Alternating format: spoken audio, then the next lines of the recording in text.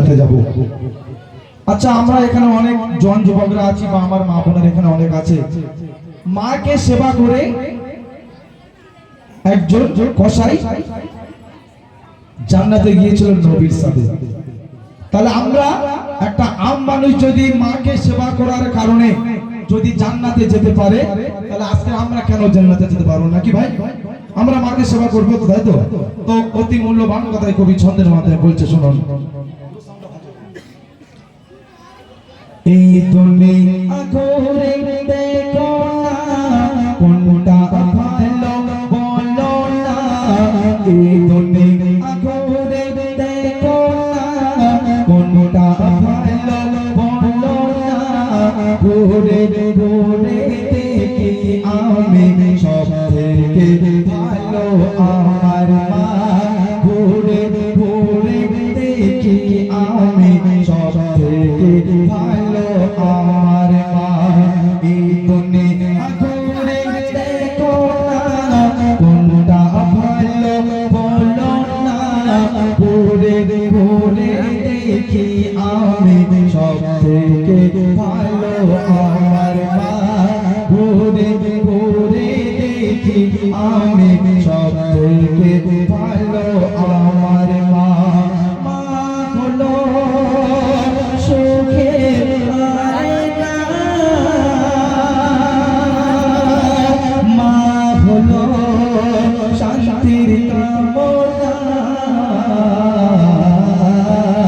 ঘুরে ঘুরে দেখি আমি সব থেকে ভালো আমার মা।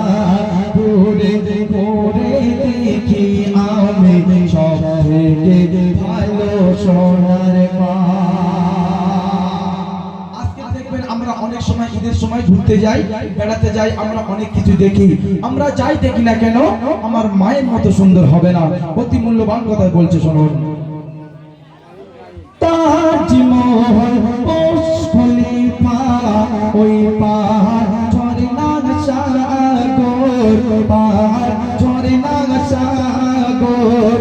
তাহার থেকে অনেক ভালো ওগো আমার মায়ের আদর, আমার মায়ের আদর। তাজমহল বুর্জ খলিফা, ওই পাহাড় ঝর্ণা সাগর, পাহাড় ঝর্ণা সাগর। তার থেকে অনেক ভালো ওগো আমার মায়ের আদর, আমার মায়ের আদর। আমি যখন কষ্ট পাই লাঠি মায়ের গলে যায়, আমি যখন কষ্ট পাই লাঠি মায়ের গলে যায়। মায়ের সাথে এই দুনিয়ায় হয় না কারোর তুলনা, মায়ের সাথে এই দুনিয়ায় হয় না কারোর তুলনা। তো একদিন মুসা নবী আল্লাহকে বলছে, ওগো আল্লাহ, আমার সাথে জান্নাতে কে যাবে?